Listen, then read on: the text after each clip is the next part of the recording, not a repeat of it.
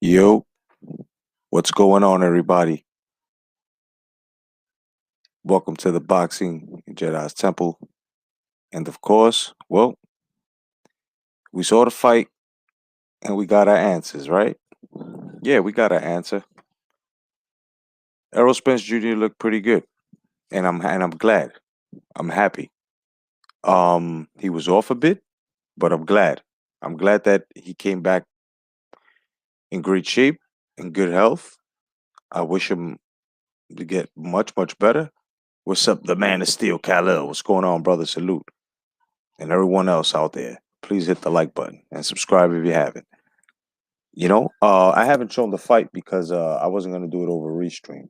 Of course, I've been trying to stream stuff and share stream, share screen, and all of a sudden, I don't know, it's just been choppy. I got to see what the fuck's going on with that. But my apologies. But yeah, it was a pretty good fight. Errol Spence Jr. came back.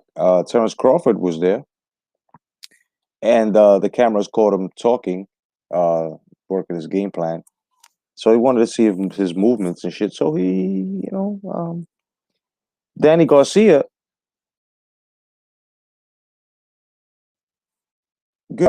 it's what I said, man. You got to change your trainer. You've got 3 losses now, right? Or 4 losses now, right? Some shit. And just basically, brother, you can't afford to sit back. You're getting older. 147 is taking a toll on you. You basically moved up very fast. So what you need to do now is just basically get comfortable at 147. Fight guys like Josecito Lopez, Jesse Vargas, guys like that. You need to cross the street. And this is the problem. You got good fighters over there that can be better, but they tarnish themselves.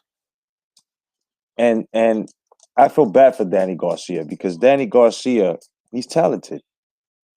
But at the same time, he's lazy. Errol Spence Jr. had a very good fight. And yes, he had his accident. Yes, this COVID thing came by. He looked pretty sharp. We need him to get much better in order for him to go up against Terrence Crawford. Because not shitting on the champ, but Terrence Crawford would eat his beans right now at this stage. The Errol Spence Jr. tonight going against a Buck Crawford beat the shit out of him. What's up, Stefan? Stefan said I scored at 190, 109. Spence Danny just wasn't doing enough to win rounds. Spence was too big and too slick. Yeah, that too, definitely. But I just hope that he can just get a little better, recuperate, keep busy. He said he's going to try to come back in the summer. Let's see if the summer fighter be Spence Jr. versus Terrence Crawford. That would be pretty good. But honestly, I don't want to see that fight right now.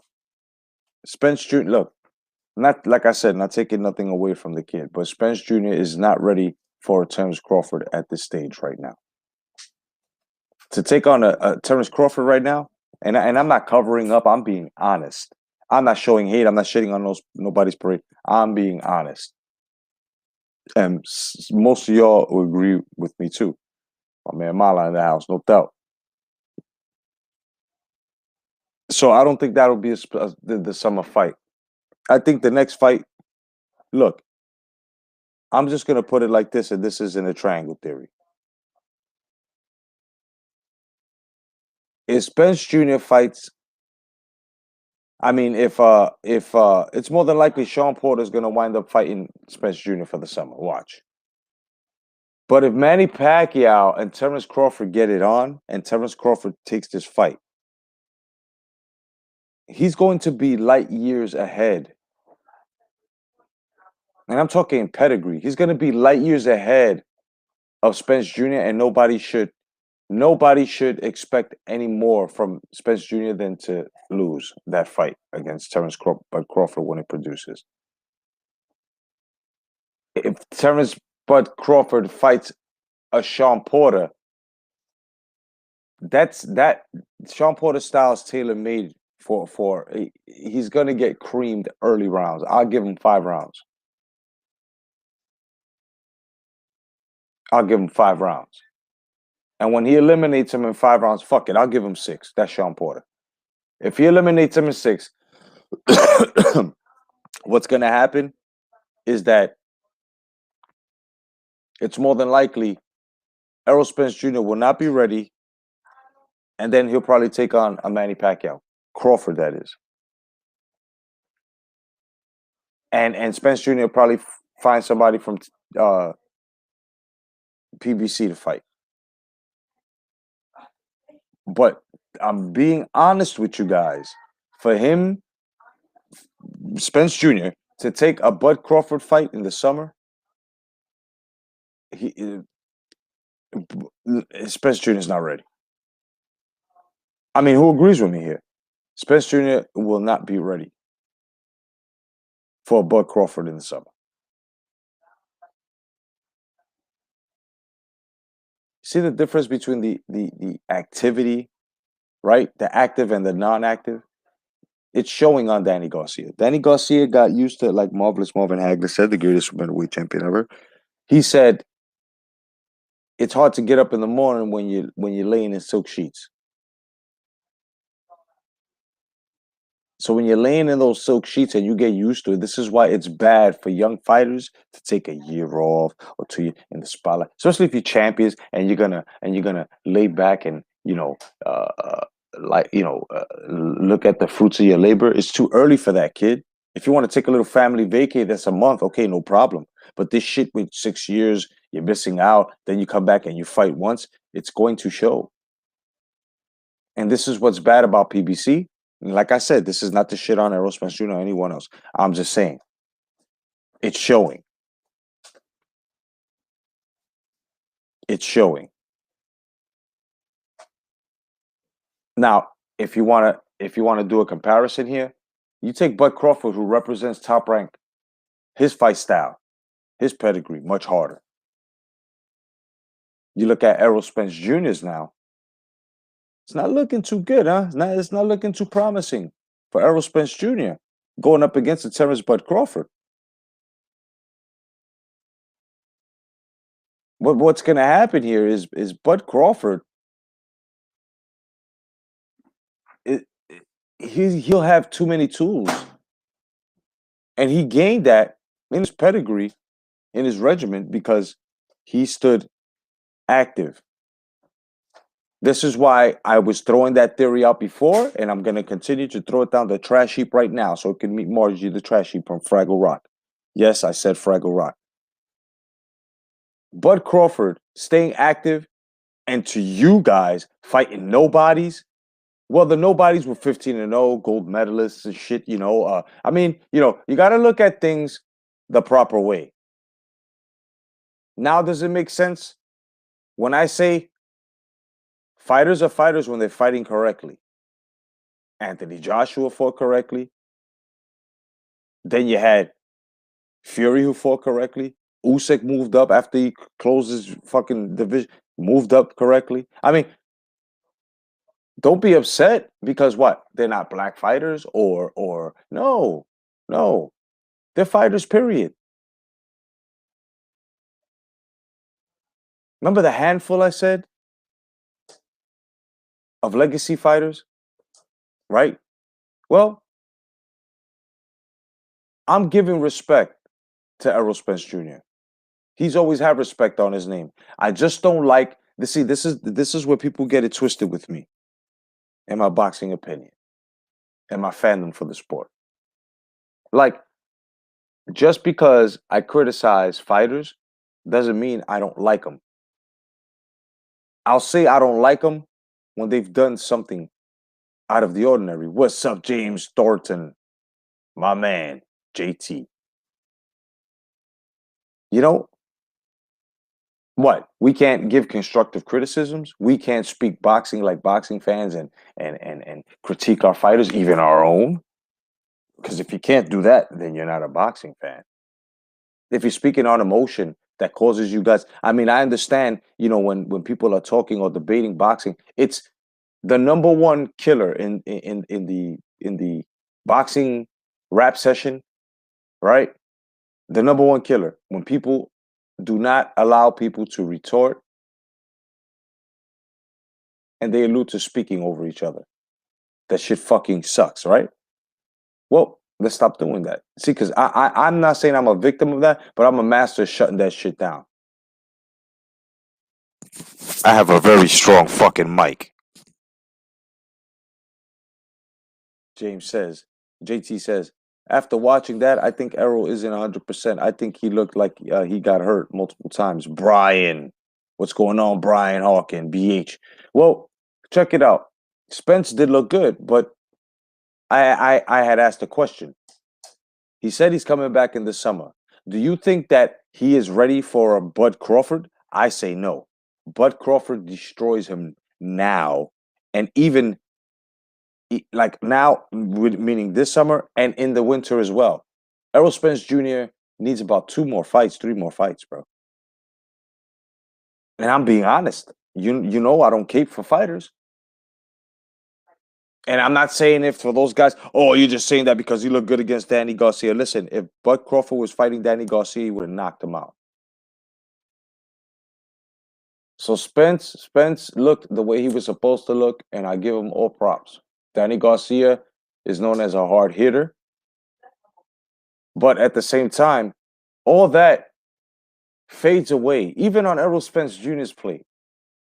It diminishes. You know why? Because they diminished themselves from the inactivity, causing us to watch a fucking mediocre fight. So now we're sitting back. It's only the fans and the guys that are selling the fight that are calling the fight that are gonna make it look so spectacular. And so, but if you watch it with no volume like I did, you would understand and you would see. It's all about the movement. Brian says, Danny made him look better than he was. My man Wolves, our brother Wolves came out and said that he felt Danny Garcia was going to throw the fight. I mean, it didn't look like Danny Garcia was throwing the fight. You know why? Because if you look at his father, if you listen to his father was telling him the fight. It's just Danny Garcia, as he's shooting up in levels, he's not ready. With all that inactivity he was doing, what was it? 2 years, almost a year and a half. Talking about I'm back, bro. You should have stayed gone because, and this is constructive criticism. You should have, because during that time you could have been fighting Josecito Lopez's, getting them hands, getting the pedigree. You did the right move as soon as you went and you fought Roberto Ghost Guerrero, but it wasn't for you to be crowned any champion. What's up, Sean? What's going on, brother? Said, bro, Bud did fight Danny in the amateur. Yeah, that's the amateur. I'm talking about now. And he beat him. Do your homework. Brother, I know he fought him. Matter of fact, he had braids at the time. My man, what you talk about, Willis? You know what I'm saying? Like, that Danny beat him twice. Yeah, that's in the amateurs, though. That's in the amateurs, though. Sean, you need to tell me that you still have faith in Danny Garcia right now, brother. Listen, it's inactivity that killed this kid. It's his inactivity. And if you want, on the political realm of it, right? If you want, you guys can blame Al Heyman for souping these kids up and not taking them down the road, the rough road, the learning curve, like Bob Arum has been doing to his fighters, right? Even in the beginning of Canelo's career, Oscar De La Hoya, when he was leading him, right? You know? You never did, no doubt. So I'm saying, like, people got to understand, Danny Garcia's inactivity is what killed this kid. And I've always said this. And it pains me. Because as he's shooting up in levels, like, he's met one of the top 3 right now. If he was to fight Manny Pacquiao, he's asking for that fight. Watch him ask for it again. What do you think could happen if he fights a Manny Pacquiao? Manny Pacquiao ends Danny Garcia's career. There's no way he's catching him. If he fights a Terrence Bud Crawford is putting him to sleep. Yeah, and Brooke is not Brooke no more. That's what Brooke wasn't Brooke after Gennady Golovkin. So Errol Spence Jr. fought a Brooke that wasn't, and so was Terrence Bud Crawford. But it's just the fashion. They have a measuring stick now, right? So just like we got the Haney and the Tank thing going on with Gamboa as measuring sticks, we can do this. But that would be triangle theory. So let's look at it like this, guys. Once again, right now, he said he'd come back summer. Do you think that Spence Jr. is actually going to be ready by May for a Terrence Bud Crawford? Let's be honest.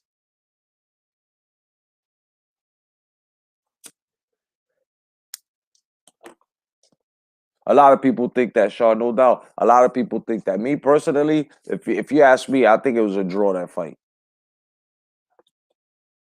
You know, Dalai Lama, what's going? Goes, damn, Danny Garcia looked like a uh, raspberry tart out there, bro. The inactivity killed this kid, and he needs to switch up. Look.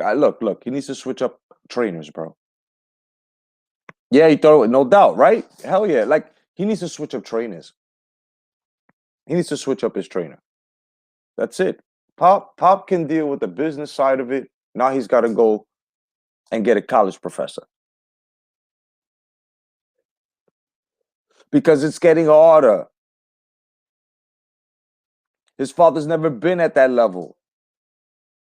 Things that his father was saying was correct, but at the same time, now the pressure has to come from the ring now, not from the corner.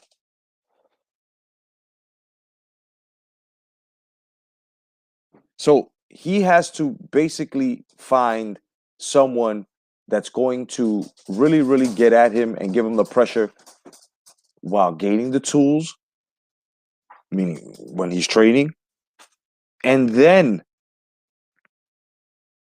display what he's learned. Danny Garcia has potential. He's got to lose weight. That's another thing. He's got to lose weight. He came from 140. That look, he hydrated tonight. Had he stepped on the scale, he'd probably be like fucking 152 and a half. Came in at 146 and a half yesterday, or 3/4 yesterday. His walk around weight could be 160. So he should be cutting down. He should be coming. He should be see. A lot of these guys don't take care of themselves out ring.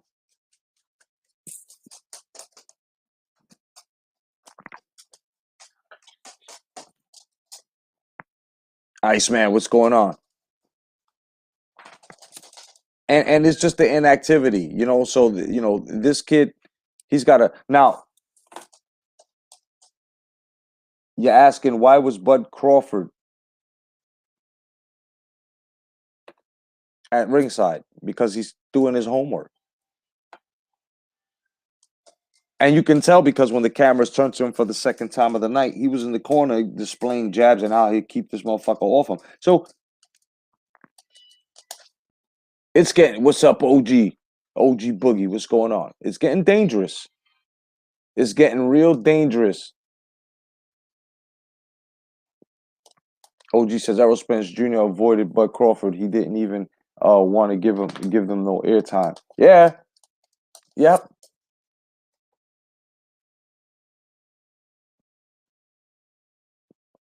This is what I mean. They got to cross that street, and they've got to fight better fighters, bro.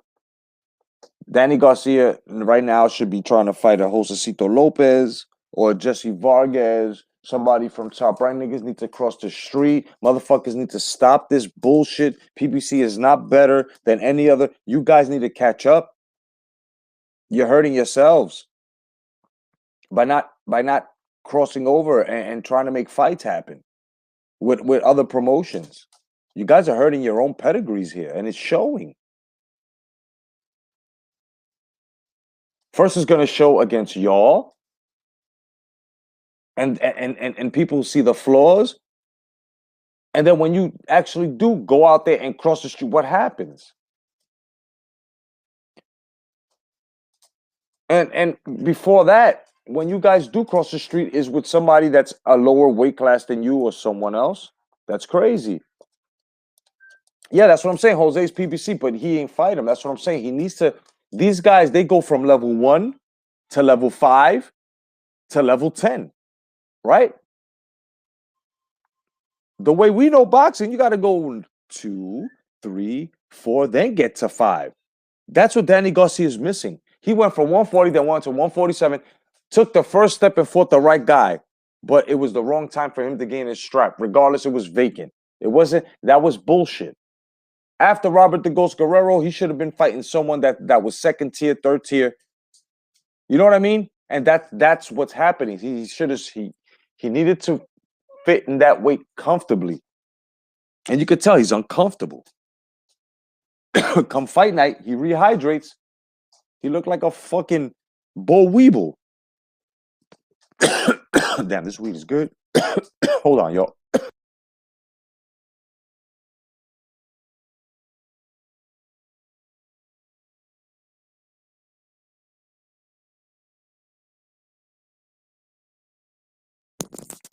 This live has been brought to you by Brisk Iced Tea. That's right, all flavors. You fucking thirsty, go to your mom and pop store and get them.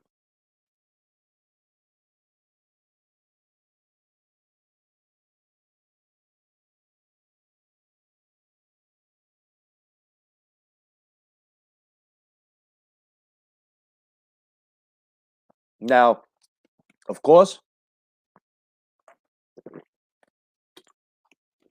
exactly, he falls short. You know something, Sean? Since we're from the same era, I had did a video and I need you to take a look at it because you're gonna laugh at these motherfuckers, brother. A motherfucker tried to tell me that Danny Garcia was light years ahead of Hector Macho Camacho. Yeah, brother. Yeah. I don't know what's going on with these cherry picking DSG-aniacs, brother, but they're smoking some type of shit. You know what I'm talking about, me, Gene? Not even my Hulkamaniacs would do some shit like that, and my shit is fake, brother. Like, bro, these guys are bugging the fuck out. So, of course, I made a video, and I had to totally debunk. Right? I had to do some by the power of Grayskull type shit.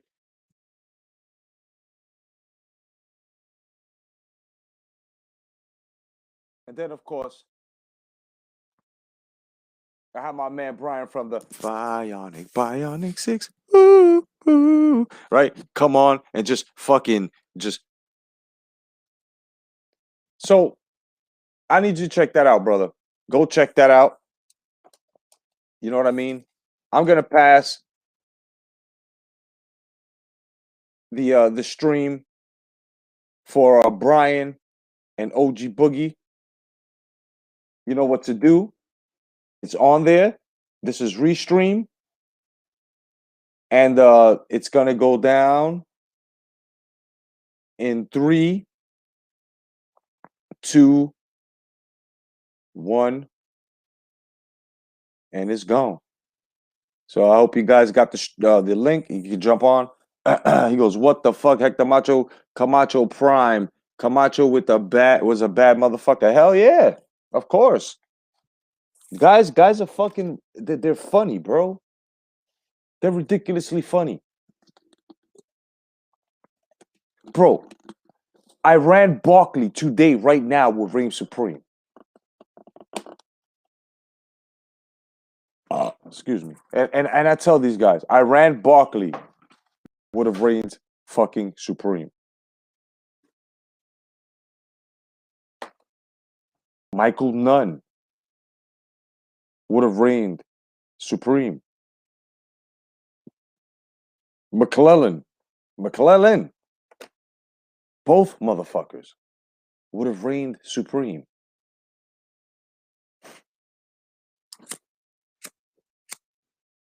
It's fucking ridiculous. Now, what I will believe is this. If someone was to tell me that Deontay Wilder wanted an exhibition with Mike Tyson, what do you believe? Don't worry, take your time, Brian, as long as you got the link. OG, you can jump on if you want.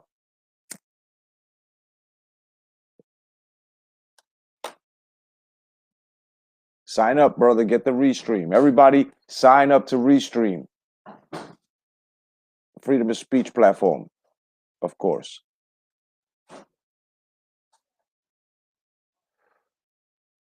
Exactly, OG. Hector Macho Camacho in his prime would have ran circles around Danny Garcia at 140, at 147.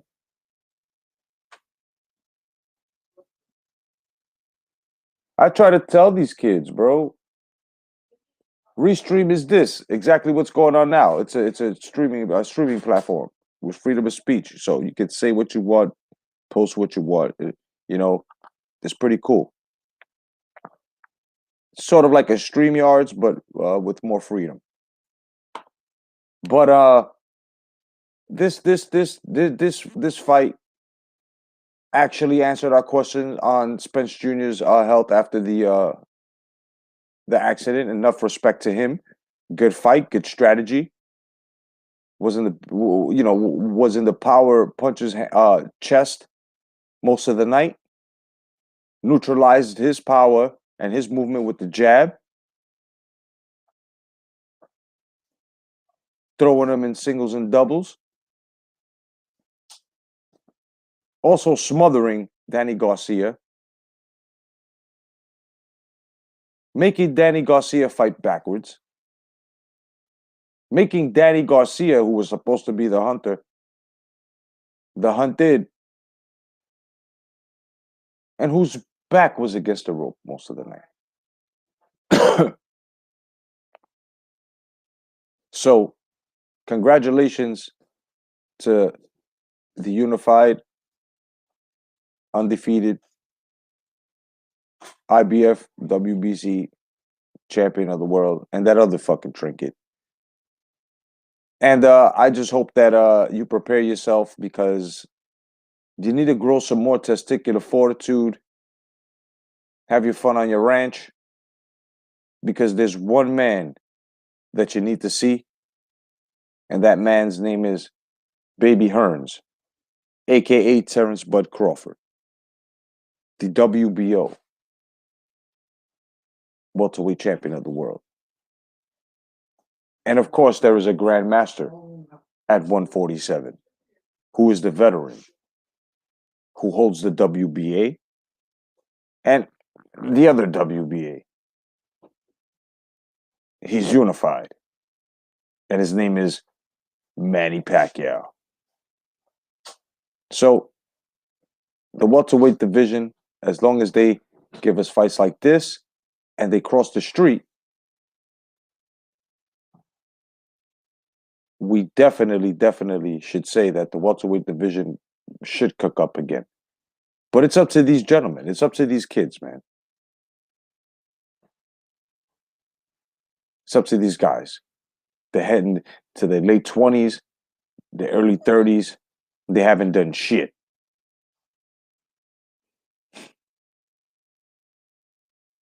The sport has given them, they haven't given back. I think 2021 is going to be hectic, but I don't feel that these guys, knowing that they're free agents, right?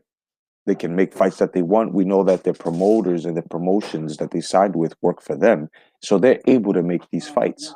So no more excuses, no more boxing politics, no more who's A and B when we already know if you got straps or if you fucking put asses on seats, you are that side that calls the shots. So let's just be boxing fans again and just keep our mind on the fucking action that would be personified. What do you say, guys? Because next year, for me, after watching boxing for so long, this shit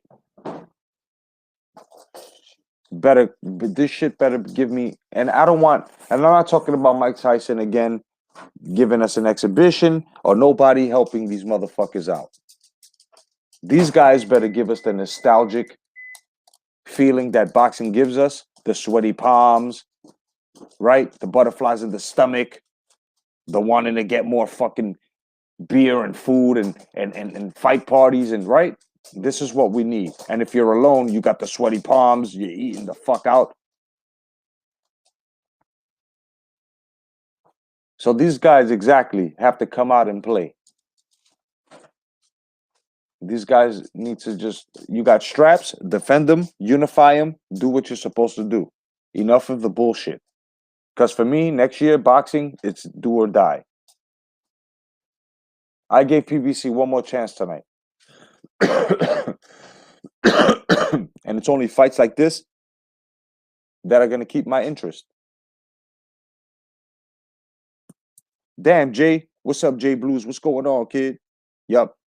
Like, you guys, damn, Jay, why you being so selective? Because they forced me to be selective. I tried to give these motherfuckers my unselective attention, my unbiased attention. And they made it this way by doing shit like, you know, shamming the WBO title holders, talking about there's a street that other motherfuckers need to cross, talking about that guys need to leave their fucking promotions to sign with them in order to get that fight. I mean, no. Enough of this shit. That's exactly what's stopping these fights. But yet they tell us, oh, we're free agents, we could sign, we could go anywhere we want. Really? Yeah, really. They showed us this already. They've made these fights. So if they've made these fights, what's the fucking problem? Don't give me COVID, because they still could throw down. Exactly. Enough of the bullshit. Congratulations, Spence Jr., Danny Garcia. The drawing board starts now. I'm your boy, Jay Cotto. This has been the Garcia versus Spence Jr. Aftermath Report. God bless. Stay vigilant. Peace, guys.